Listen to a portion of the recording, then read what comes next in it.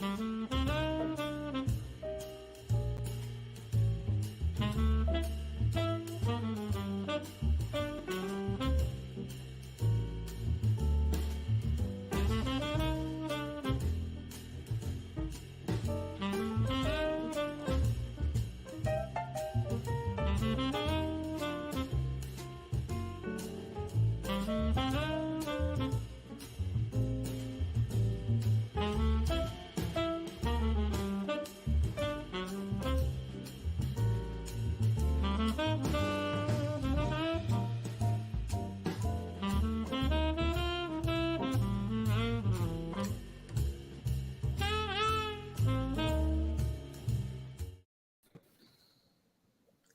morning, good afternoon, and good evening. This is Women in Manufacturing, a weekly conversation on topics around Industry 4.0 with a focus on tech and manufacturing. This is a space for us to discuss perspectives and challenges of women at work and at home. Our topic for discussion today is Frontline Empowerment. I'm Carol Mitchell-Lin, an Industry 4.0 Club co-founder, and when I'm not busy planning or hosting rooms, I'm a content marketing specialist at Raven AI. First, I'd like to introduce you to my co-host and fellow Industry 4.0 Club co-founder, Grace Donovan. Hi, Grace. Hi, good afternoon. I'm so excited for today's discussion. Thanks, Carol. So as Carol mentioned, I'm Grace. I'm also an Industry 4.0 Club co-founder. When I'm not here with our fantastic guests and Carol, I work in business development for Andonics, which is an Industry 4.0 startup designed with providing technology to frontline workers. Thank you, Grace. Today, we're pleased to have our special guest, Alex Barber, who is joining us today from Germany. Thank you, Alex, for taking time out of your busy schedule to join us. Hi, also from my side, or good afternoon or good evening here in Germany. Thank you so much for having me. I'm really excited to talk about frontline empowerment today. Thank you, Alex. Before we get too deep into our topic of frontline empowerment, maybe if you could share with us what you're working on right now, and what about it makes you excited and interested? Yes, sure. So what I'm working on right now, maybe to explain a little bit what I do, I am a coach and consultant for frontline managers in the manufacturing and logistics industry.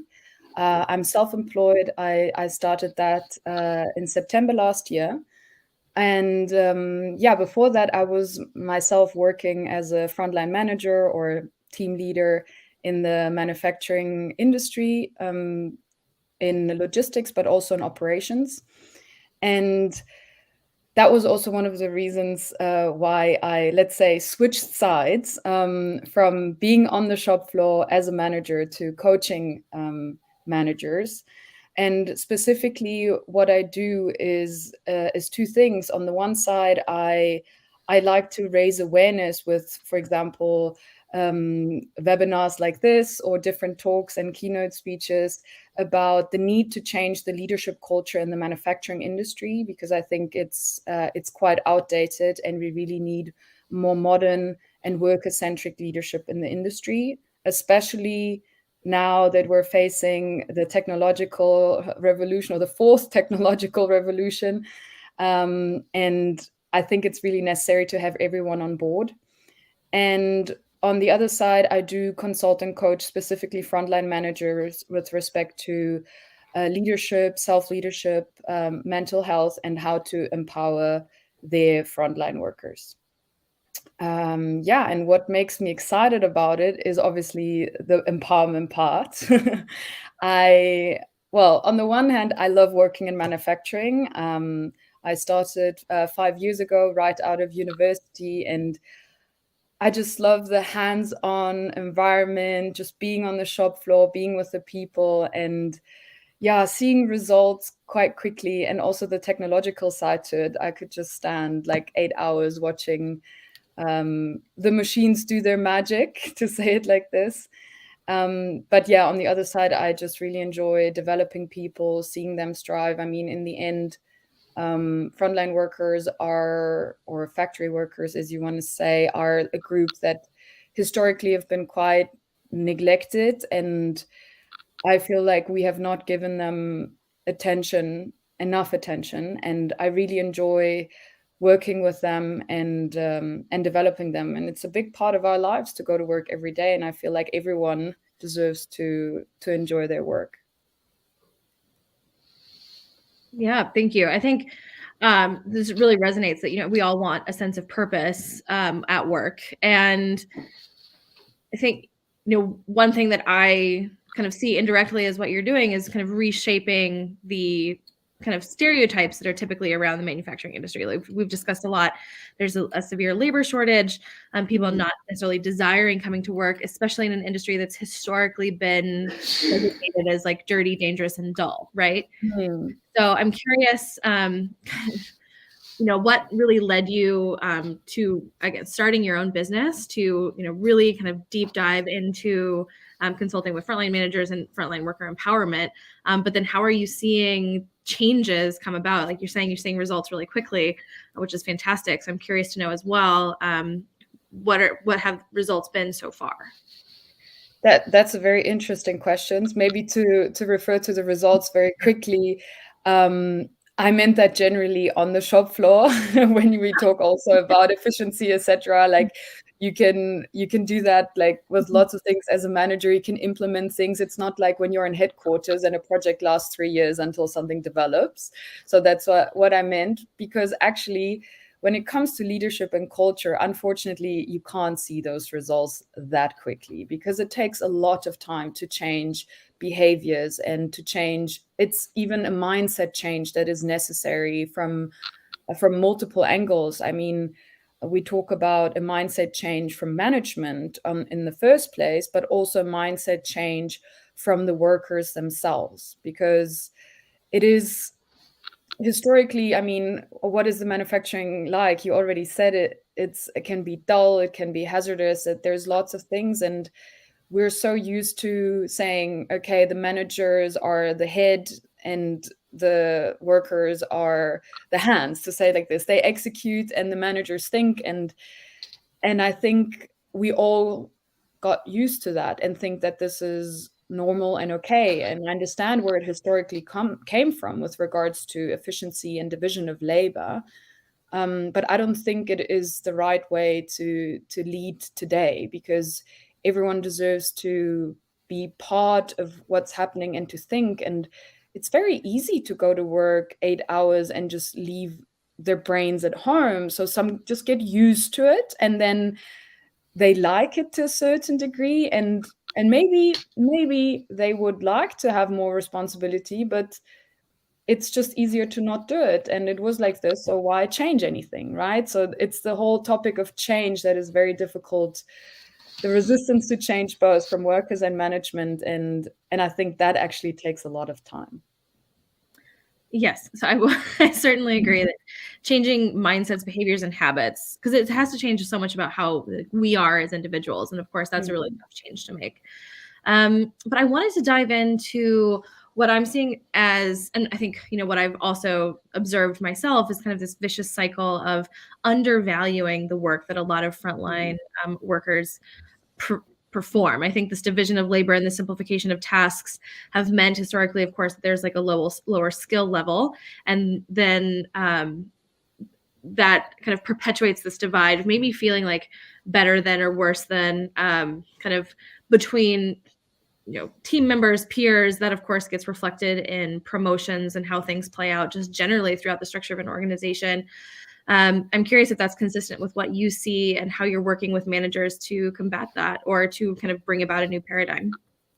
I agree with you. I mean, we see very often that frontline workers are very undervalued, although technically, and I think that was also one of the reasons why I wanted to start now, is the COVID-19 pandemic was, I think, the first time in a long time that we understood how important factory workers and frontline workers actually are, because they are the backbone of our society and our economy. Because I mean, we wouldn't have had any form of food, any logistic, nothing would arrive without frontline workers. And I try to catch that moment to say, now we're thinking of them. I rather do it now before we forget again about it, because that also happens very quickly, right? So I did see that very continuously, that often it doesn't even come from a bad place, to say like this. I don't want to like accuse anyone of saying, oh, you're not like valuing your workers, like why are you doing this? I think it's more subconscious, and maybe even related to lots of stereotypes. Like, for example, the typical stereotype being, oh, like frontline workers, they didn't study, they're not that smart, or they're just performing like dull tasks. Everyone can do them, so that makes them easily replaceable resources, which is also a word that I don't like using. And I think we're talking a lot about this now, to human resources, that it's not the right word. And yeah, it's always a topic that many think that it is a characteristic, or a character trait of a frontline worker. It's a generalization that they're all lazy and unmotivated, and that they're the problem, instead of looking at the environment that created the problem in the first place. Yeah. Alex, you mentioned something that I thought was really interesting, was where the management were considered themselves the brain, and they considered the frontline workers to be the hands. And I think you already mentioned some stereotypes or assumptions that are made, and I'm wondering, even though they try and help, what kind of assumptions have you seen when managers are trying to help, but they make the wrong assumptions in that process, where really maybe they're not helping at all, they might be making things more challenging?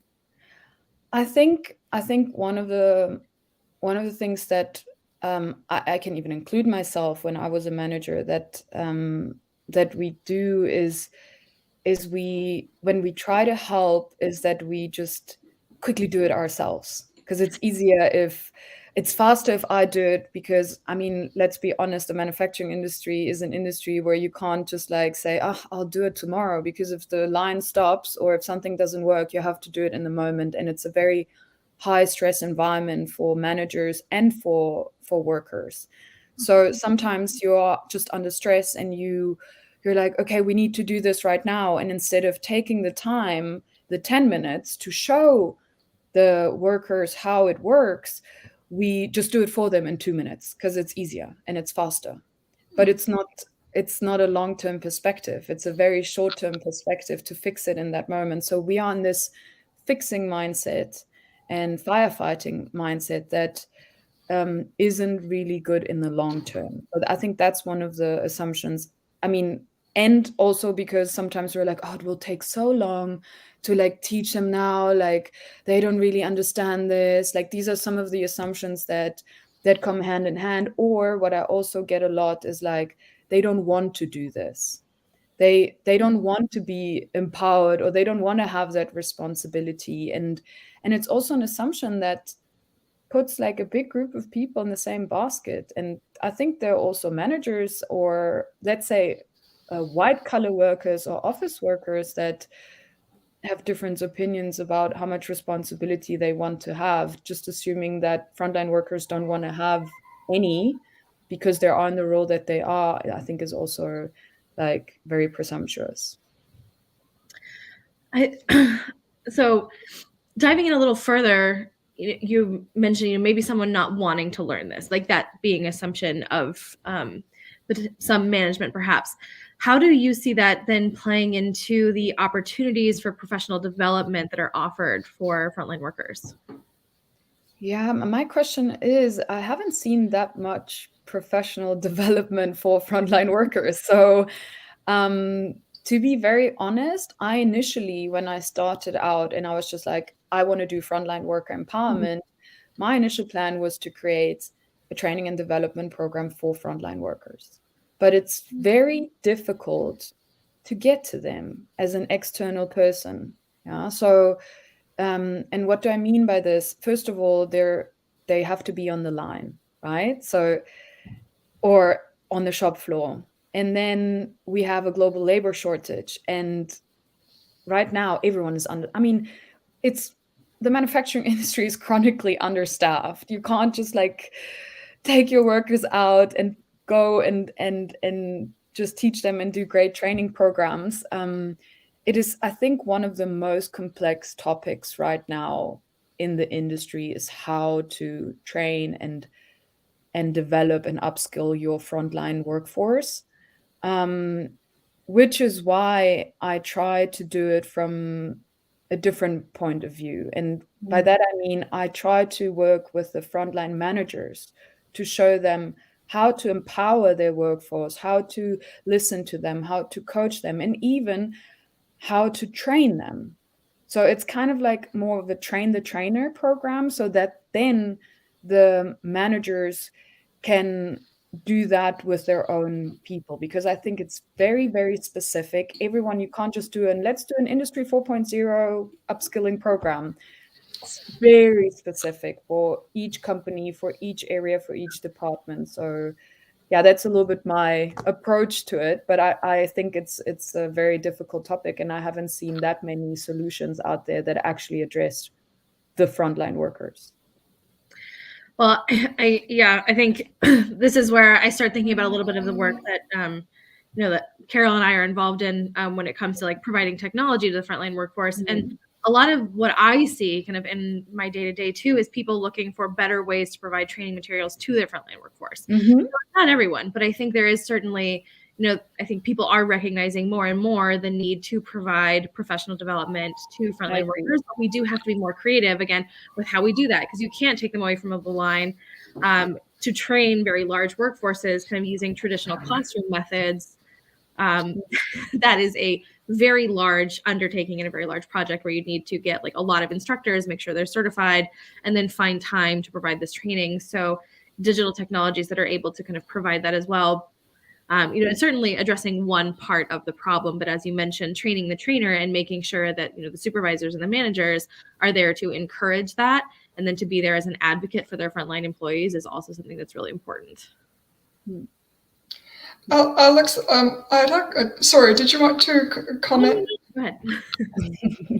No, I actually, I was thinking what you were saying with regards to technologies. I did see like there are quite a few like startups popping up with regards to digital training, like also peer-to-peer training and also like really cool gamifications and things like this that are trying to, or micro learnings that are trying to put all the learnings into like 15 minutes or 10-minute tier that can be used during idle times, which I also think is really great. Yeah. Or they can be, done in your own time, right? Exactly, self-paced, yeah. Another thing I wanted to add, Alex, was there are a lot of SaaS companies that are doing their best to include the frontline worker in a part of the solution, especially during the deployment phase, ensuring that the interface that they're working with has something that has their contribution in it. They've played a part in making the solution their solution, and I know that Raven does that when they work with their onboarding to ensure they're talking the same language, so the frontline worker does feel empowered because they've been a part of the solution. Yeah, I agree. I think that is incredibly important. I think it's actually, when I say important, I mean it's crucial in that sense that if you don't do that, I think the project would basically fail, or would be very lucky if it didn't. Because if the actual solution and your end user is the frontline worker, then you need to include them. I think that's, for me, it's very obvious. For some people, it isn't, unfortunately. And to include them also very early on, not when it's already done, not when it's just about the fine tuning. I think I think it's really important to have them on board, and sometimes it can even be that maybe you've done your research and your solution is very great for the frontline workers and for the end users, but it's also about the feeling of being involved and having taken part and having been listened to and having been asked. Even if the actual result of it is the same, it will change how successful the implementation will be and what the adoption rate would be in the end. 100%. I think. Yeah, I agree. Yeah, as a manager too, I think you want to be thinking too about, you know, how are we going to make this investment kind of provide a return coming. So we want to make sure that the people that are going to be, you know, using the solution actually do use it. And part of that comes with having a voice and feeling that kind of that sense of getting back to the same word, empowerment and importance, because I think just constantly showing that kind of in process is something that, you know, leaders can do. That's kind of my personal view. I'd love to hear your opinions on that as well. But, you know, showing that appreciation to your workforce and that, like, you know, we value you and this is why, like, you know, whatever tool we want to provide, you know, that should be something that we want to see you adopt. You know, this is kind of for your benefit. But again, having their voice and having that understood of like, this is going to be helpful versus this might not be helpful, right? So it comes down to like listening and then, you know, building that sense of like, we value you in this process. Yeah, no, I totally agree. And there's actually, I think it has a lot to do with respect. And there is one quote, which I don't think I'll quote it correctly, but it just says that the simplest form of respect is actually listening to what somebody has to say. And I think that is exactly what it is. Like, I think even if I'm not saying, I mean, you also have to have like a certain action after that listening, right? So it's not just listening, because if you listen to just like let people talk and then in the end you don't do anything with it, but it's at least the start of it, and showing that you actually care and that let the voices heard, and I think that's like the start of appreciation and valuing your workers and your workforce. So I noticed in your LinkedIn profile, you said that you spent 5 years listening to shop floor employees. That's something that, you know, many folks who have a career in manufacturing of 30 plus years can't necessarily say that they claim. And I'm curious to know, what were some of the things that surprised you most while you were spending all that time listening to the frontline workers? That's actually a very interesting question. One of the things that surprised me most was when some of my workers said, I was never asked that many questions by anyone. Like they said, oh, there was, for example, one person who was a temporary worker who was only working for a few months, which are typically the workers that also don't get that much attention because you focus on the permanent workforce. And he said, I've been here for 3 months and no one has talked to me for the amount of time that you've talked to me. And I literally had just started a week earlier as my role. And he was just so surprised that I gave him any attention. That was very shocking to me because I just genuinely wanted to know where he's from, what he does, like why he's doing what he's doing. I mean, I didn't really care that whether he was a temporary worker. I genuinely also didn't know. So I just did that with everyone in the same way. And that really, really surprised him.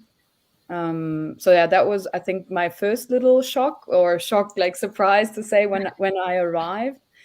And I think the other thing that surprised me a lot is how, I think, it's just the angriness and I got lots of, I felt sometimes I was like a little sponge, just like by listening, people taking out their anger, and not directed at me, but at like the situation, at management, at what had happened like years before I arrived, right? So historically, like people still hold grudges from like, oh, and this manager came 5 years ago and then he did this and then he did that. And now this guy 3 years ago did this. And I was just like, wow, that they even remember all of that. And And yeah, there was a lot of anger and a lot of frustration with many of them. And it wasn't individual people. It was everyone had their own stories to tell. And what you could hear is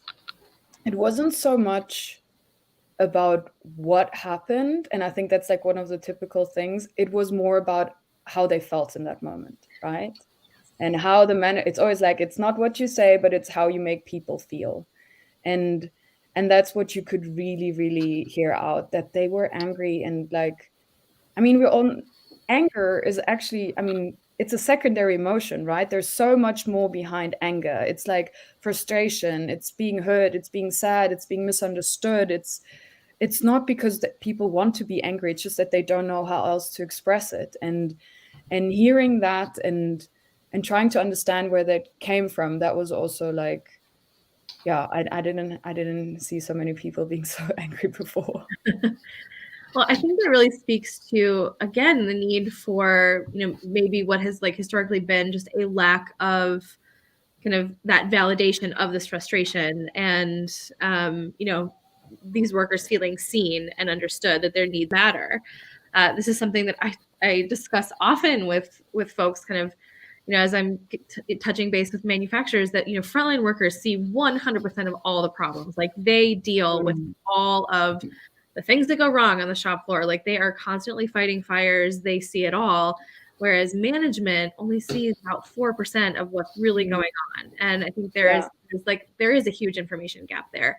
And there are a lot of different ways to address it. But part of that is really sitting down and listening to your frontline employees and understanding, okay, how can we make your life better? Versus just, I think there's oftentimes that gap in communication. It's not that, management doesn't want to make the frontline employees better, but if they're not stating that, and if the frontline workers are not hearing the message that we're doing this kind of like for your benefit, or this is how we believe you can benefit, like that can just breed, frustration and resentment. Because it's how you feel. It's kind of the interpretation and the lens through which we look at things. That's informed by our own experience. So I think there's a lot of room for improvement here, and I'm just really thrilled that we're having this conversation. You're now dedicated your career to this. Yeah, no, I totally agree with you. One of the things that I think, like, all of this listening that I was doing, this was like, it was in my, I don't want to say in my spare time, because I didn't have any spare time. It was in my overtime, because I think it's also like a structural problem that frontline managers or supervisors, team leader, whatever you want to call them, they are so like overloaded with responsibility. And by that, I mean, lots of administrative tasks, lots of meetings, lots of still involved in like the small little daily operations, things that could actually be done by workers themselves, just because we have these outdated hierarchies where they're not allowed to, like, frontline workers are not allowed to take any small decision. So everything goes back to the supervisor or the team leader. So I think from my experience, many team leaders would like to give more attention and would like to sit there and listen to their workers, but they just don't have the time. I mean, on my first position, I was leading 30 people, and that's just throughout 3 shifts. It's really, really difficult to lead that amount of people. And what struck me is, you don't have that. I mean, how can you put somebody as their first leadership role on 30 people? We would never do that in in marketing or in finance. I mean, who comes out of university, works for 2 years, and then in marketing leads 30 people? No one. But in manufacturing, it's just workers, right? So you can do that. They don't need the attention. And I just think that's very wrong to assume, because as you could hear from what I was saying with regards to listening, yes, I also listen to their ideas, but it's just listening to their day-to-day stuff. What concerns them? How is their work? Like, what's going on in their private lives? I think everyone needs that, not just like office workers. And then I think just, maybe the pressure of leading a team, like a large team with no prior leadership experience, and then having to, again, show results to the ones that are above you. Like, again, we get into this vicious cycle of demanding results because we might not have the tools to understand how we can cultivate those in a different way. But you did say something that I wanted to circle back to, and it was that frontline workers don't have the power or often the ability to kind of make small decisions. And so that gets passed up the chain. And then we're just dealing with a very overwhelmed workforce in general, which is not a great environment in which to create a healthy workplace culture. So I'm curious how you are working with frontline managers to then kind of provide that power, or see if there's like a space to then give kind of frontline workers the autonomy to solve some of the problems that could easily be solved, to take something off the plate for leadership, so they have more space to think about, okay, innovation, how can we kind of improve things versus fighting fires? Yeah, so actually maybe one of the examples was what I tried to do myself when I still was a manager, and that was also one of the reasons why I thought I would have loved to have somebody helping me doing this. It was starting with small little things, like communication. For example, I had to, as a team leader, I had to communicate to everyone outside of my department, right? So I had to be the one talking to safety, to quality, to planning. Everything went through me. And sometimes it was like a little thing like, can you please like upload the next order, because planning hadn't done that yet. And they had to call me, and then I had to call planning to do so. So I started with small things like, let's create a teams, let's create a group. If you have that issue, I mean, there's nothing for me to decide there. If the order is missing, they need to upload it and it's done. It's just like more direct communication. So I think that's one of the few things that it's easy to start with, right? Because in the end, it's not an additional task. It's not like, oh, I have to do more, because they would have talked to me anyways about it. And this way, I'm also still informed. I'm also in the same group. That's like a small little starting point, like having more direct communication with the people that know and are the experts, without obviously flooding them. And then the next things is, I think it's a back and forth between providing workers with the transparency about what's going on.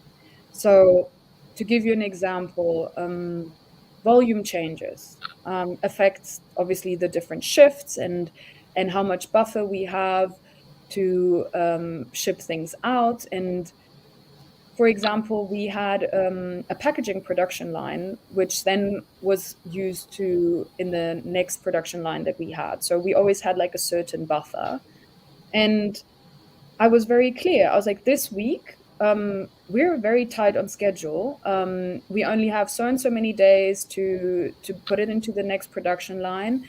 There is no testing, no trying things. Like, we really have to be as lenient and as efficient as possible. So that week they knew they just had to like work hard and try not to deviate too much and try to test things with the line to improve it.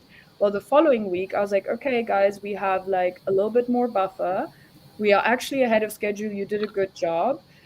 How about we have the 3 problems that you told me the last time? How about we work on one of them? What do you think could the solutions be? And then they'll be like, oh, I think we have to test this and we have to test that. And then I gave them the freedom, and I blocked certain amount of hours where they could then try things out and have also the courage to maybe fail at it, right? Because that's also one of the things that I think is also very outdated still in the manufacturing industry, is this culture of blaming and not asking what happened, but who did it.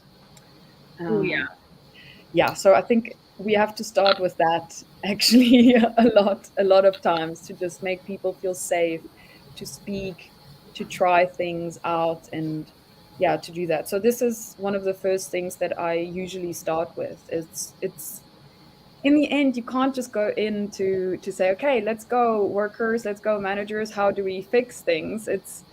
It's really, really a lot of behavior at the beginning, and realizing how important it is to be able to speak up, to feel like the buzzword is like psychological safety, right? That we hear a lot at the moment. If you don't have that, I think it's very difficult to have a good and honest relationship and to know and to hear, like you were saying, Grace, what are the problems.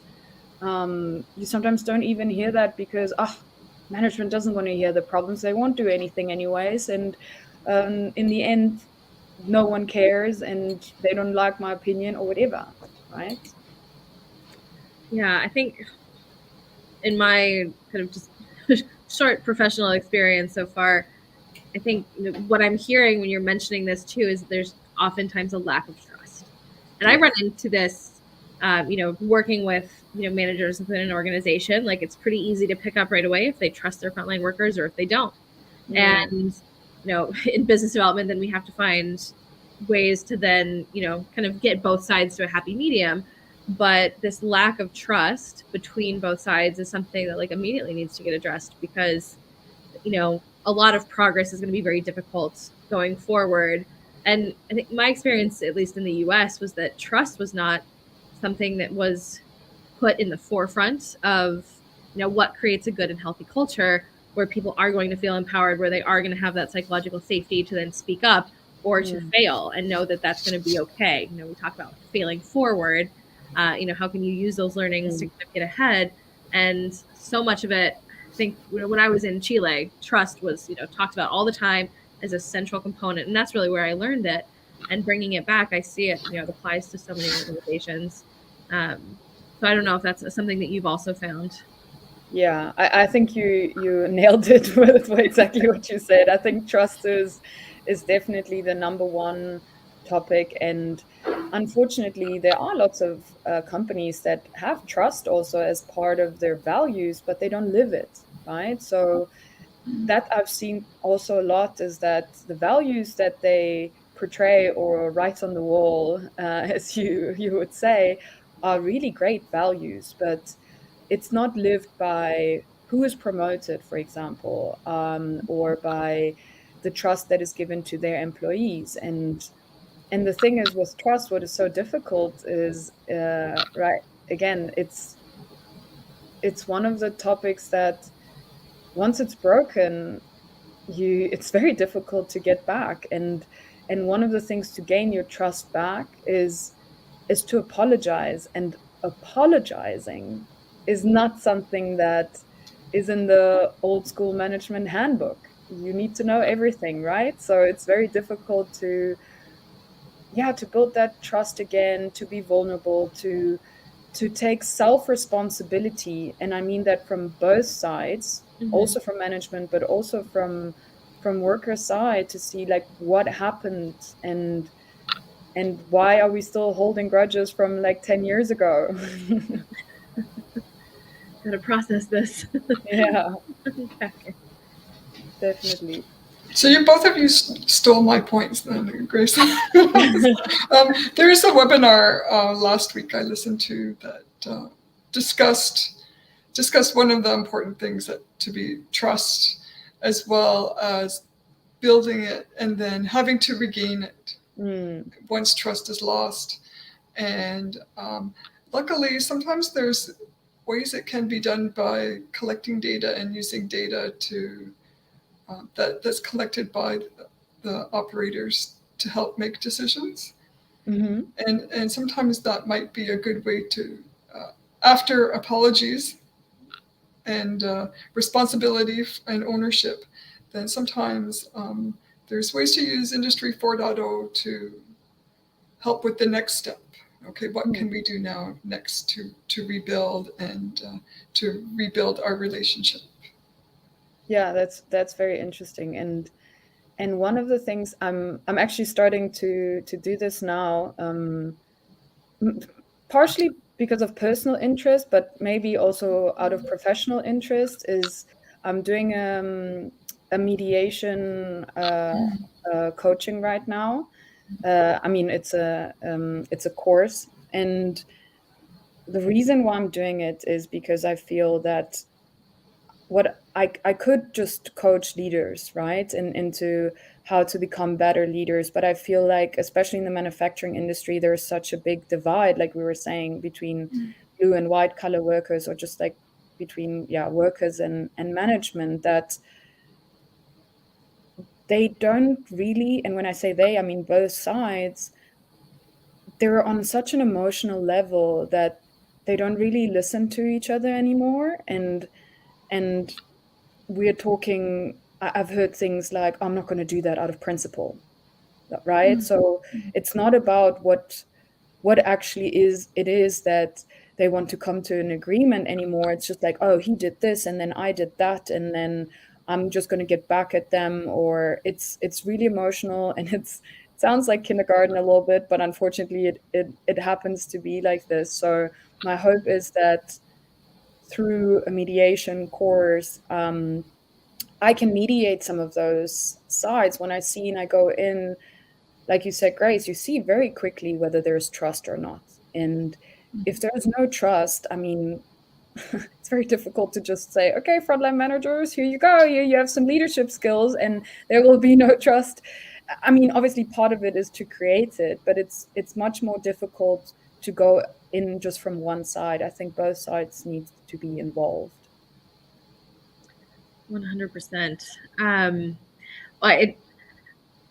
I think just having someone there to kind of reframe maybe how perspectives are being shared, that reframing can really, I think, impact how people listen and receive information. Whereas like historically, again, if you're saying that a lot of these, workers, haven't been listened to in a really long time, or, they're not expecting their opinions to be valued, that it, if I were in their shoes, I would certainly feel closed off to listening to what the other, side has to say, and vice versa. So, it's really important to have that being reframed. But this kind of came to me as you were, talking about, mediation, and it's really what advice would you give to, managers that want to do better, that really want to see a positive cultural shift within their organizations? Yeah, I think one of the things we already talked about, right? It all starts with listening. I think that's like the first premises in general. Also because everyone is different, and I think we forget that because we tend to just put everyone in the same box. So maybe the one person wants a day to say, like, maybe for the extra day they work, maybe they want a day off, maybe they want money, maybe they want, like, people want different things, and people are motivated by different things. And yes, there is still a big tendency that many workers, because of their salaries, are motivated by money, but also many are motivated by being developed. And so the first part is just basically like listening what people have to say. And I think one of the things is it can't stop at listening, because what happens is then, oh, okay, well, they listen to me, but I've seen no action. Right? So what I try to do is, you can start with the very small things. To give you an example, and I only retrospectively thought that was good, but I didn't know in the first place what effect it will have. When I started, I started in an area that was a little bit separated from the main production lines, and they had just recently changed the clock to daylight savings, or I don't know how you call that. Yeah, so just like 1 hour. Which is now a thing of the past in the US, right? Yeah. And they forgot to change the clock in their area, right? So for workers that feel like they've been abandoned and not listened to and kind of neglected, it meant a lot to them. Like, I talked to some of them, and at least 5 or 6 of them told me, oh, they still haven't changed our clock. Like, they don't even care about us. And I was like, come on, I mean, it's an hour. Like, you know what time it is, right? So because I heard it so many times, I was like, I mean, it's not such a big effort, right? So I just told them, hey, can you please come and change the clock? So then 2 days later, they did. And for them, it was like, oh, finally, thank you so much. You actually like listened to us. And I was just like, it had nothing to do with operation. It didn't cost much to change the clock. But for them, it was really just like, okay, she listened and she did what she actually said she would, and she acted on it. And it's starting with the small things, and showing a little bit like that you care. And that's just to develop a relationship, because you can't just like, okay, let's now empower frontline workers. I think the first part is really building a relationship so that they know you care, and you're not just like throwing responsibility at them and try to like be like, okay, I'm done, like this is yours now. Because that's also not the idea. I think it starts with the support, and yeah, and the other thing is really just like also being there and trying to build a personal relationship.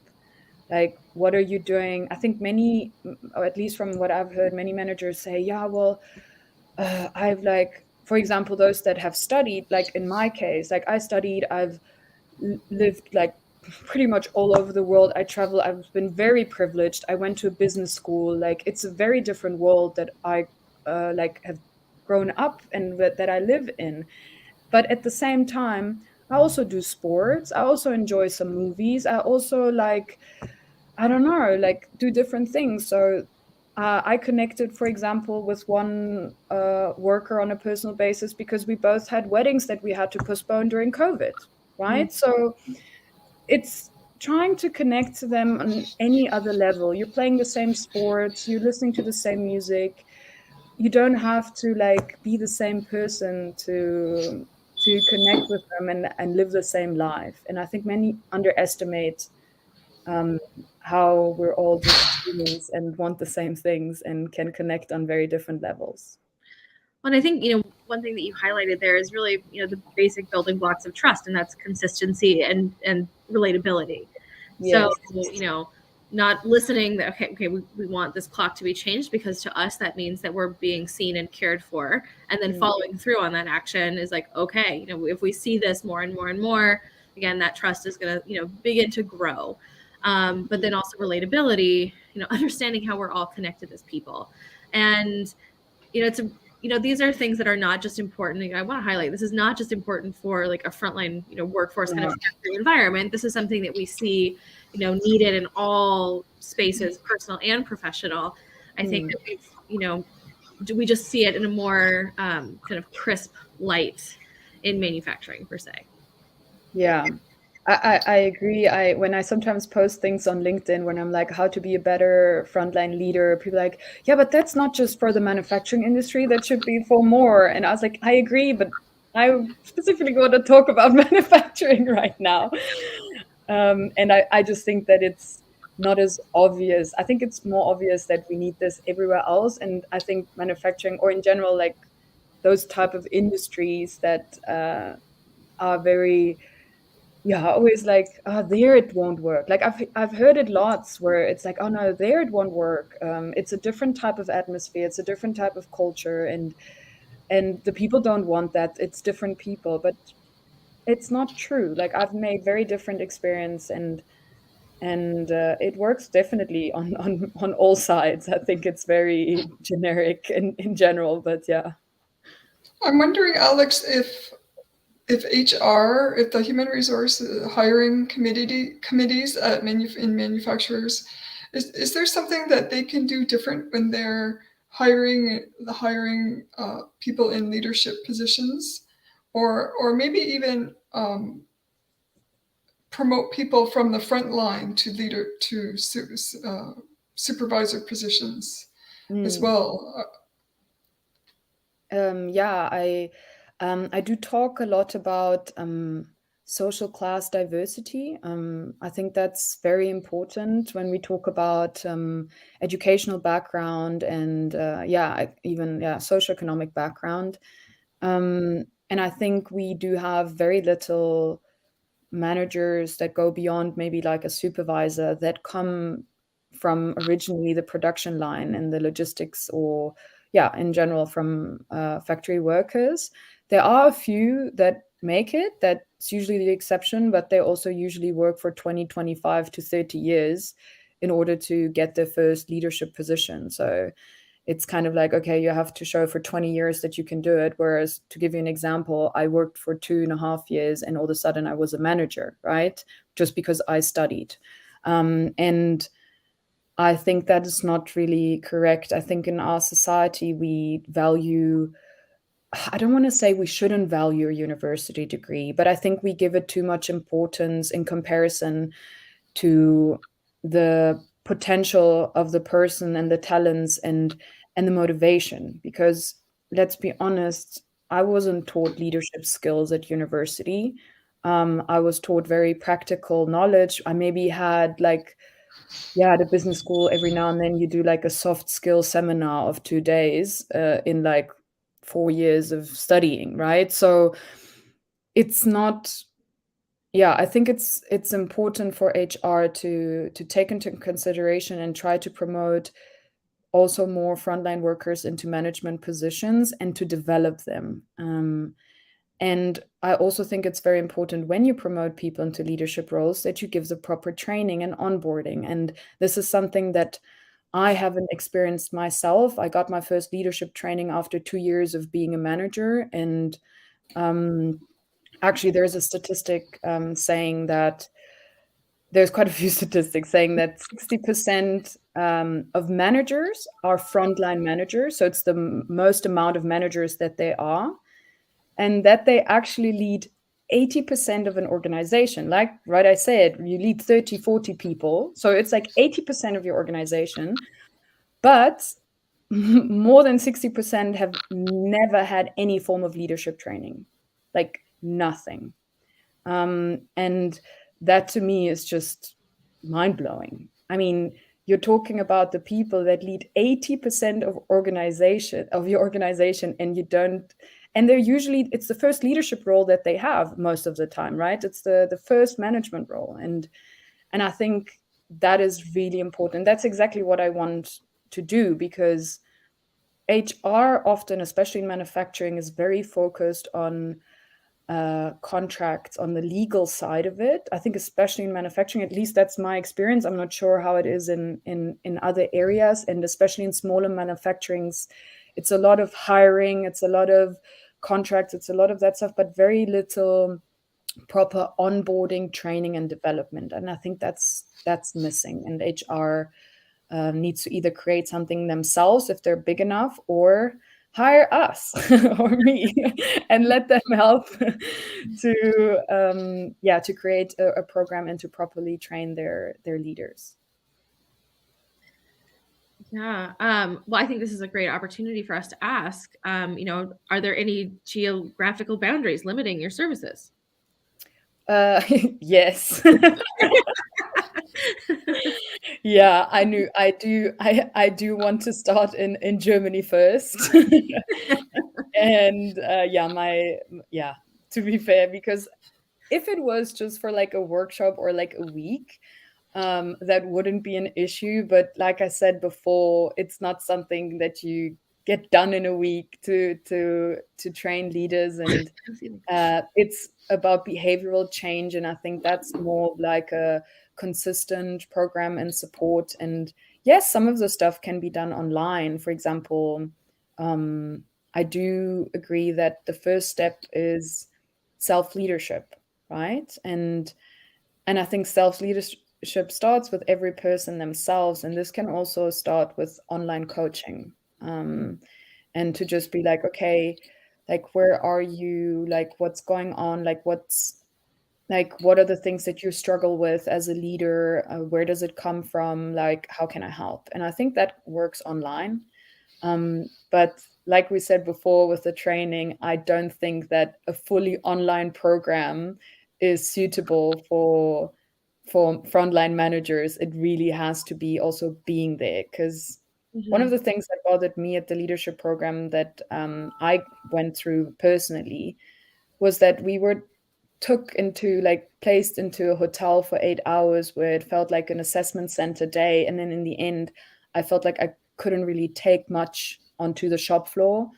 It was very theoretical and not very practical. And when I think about coaching and leadership, it's more about accompanying the person, being with them on the shop floor, seeing like, how are they interacting? Like, what are the things that they struggle with? How do they talk? How are they organizing their day? And for that, you have to be there. And let me start with Germany first, because this is where I'm starting right now. So yeah, unless it's online, it's Germany in the first place. Well, I hope that you'll be soon conquering the world. Step by step. Yeah, bite by bite. I do want to, so we're coming up just on the end of the hour, but something that you mentioned at the beginning of our conversation was that, now was the moment to start Frontline Sidekicks, because COVID-19 really put into sharp focus the need and kind of reminded us of the value that, all workers have, regardless of social class, education status, and just the job that you're doing. So I'm curious, with some of the changes that you're seeing, what makes you optimistic, despite of all the bad things that COVID has brought? We're looking at some of the silver linings. One of that being kind of placing a renewed value on work. But what has you most optimistic about some of the changes that the pandemic has brought about? Yeah, I think most optimistic is how we are starting to realize the importance of mental health.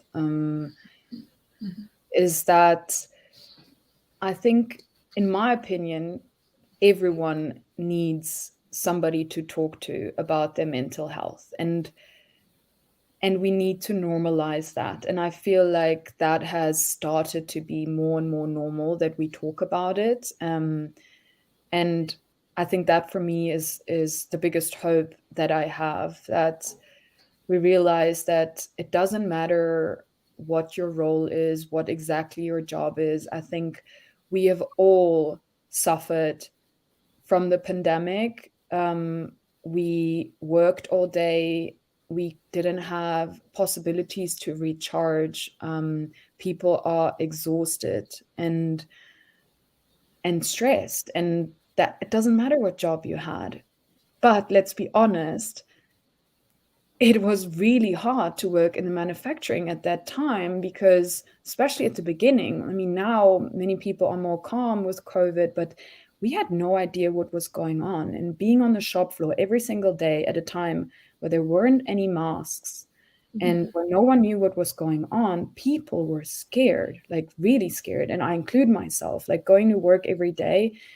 And I feel like many understand that now, and how important it is to talk about your mental health. And it's not just COVID. I mean, it's lots of different personal things that are going on, and that, yeah, it just needs to change the amount of attention we're giving any person as a manager, or maybe through external help. Yeah. And I think, this also comes back to kind of that psychological safety. And I think one thing that I saw for sure of both myself and some of my colleagues was, it's no longer enough just to kind of have your life compartmentalized, but you really need to kind of be your whole self, whether that's at work, at home, and having that recognized in all kind of spheres where we exist in the world. So that kind of like is like what I take away from that. Yeah, I agree.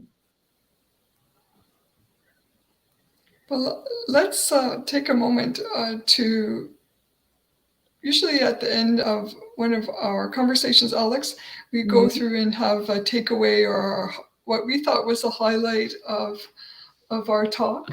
And maybe I'll go to Grace and I first, and then we'll leave you with the last word for today. Okay. I will start, I think, maybe going back to the conversation of trust, trust being both ways, having to build it and then having to have plans to rebuild it. I think that's very important between the frontline workers and management. And it's definitely an ongoing project for everyone. And I'll pass it on to Grace. That's my highlight. Yes, thanks, Carol. I love when people talk about trust. I think really my takeaway is I just think this is such an important conversation to have. I know we've kind of dabbled around, at least in the Industry 4.0 Club, we've started discussing Industry 5.0, which is really like entirely focused on people. I know we're still a little ways away from that, but just the focus that has been brought on to like the importance of the human experience, in work, especially in manufacturing. I think it's just such an important conversation to have, so that people can have work environments where they are self-actualized, where there's a deeper sense of purpose, and you can have, you can come to work and enjoy it more. And I think manufacturing as a whole is really in need of that, where someone's excited to go to work and it's considered more as like a really great career path. And I know that's something that we've discussed at length here in this club. And so I'm just really excited that this moment is happening right now, where there is a lot of focus on bringing about a more positive work culture in the industry. So I'm just very excited about it. Thank you. You. No, I actually really agree with that. And I think one of the things it always comes back to that. I really want to highlight that we're not like inventing anything new here. We are talking, and everything I'm saying is also related to lots of different industries. We are focusing on the manufacturing industry because I feel like we are much behind than other industries when it comes to realizing the importance of the person. And like you said, the whole industry 5.0, the fact that we even had to have an industry 5.0 like is for me mind-blowing. That for me should already have been part of 4.0, but we only focused on technology. And that for me is like really important to say. And that how throughout the whole conversation it always starts and we always get back to listening. And that for me is like really important. And to just say like it's as simple as that. And if we have to start with something, then it's starting to listen to the people that we're leading. Amazing. Thank you. So for everyone who's tuning in live or watching this on YouTube, please go follow Alex on LinkedIn. She posts a lot of amazing stuff about leadership, especially if this is a topic you're interested in learning more about. Alex, thank you so much. And Carol, I'll pass it off to you for the close. Great. Thank you, Grace. And yes, thanks, Alex, for taking time out of your day with us. And this is the Industry 4.0 Club. And if you like having conversations like this or listening to conversations like this, please join us on Clubhouse or give us a follow on LinkedIn. We have conversations Monday through Thursday, usually around lunchtime. So please go ahead to follow so you can receive those notifications, and have a great rest of your day. Thank you. Thank you. Bye.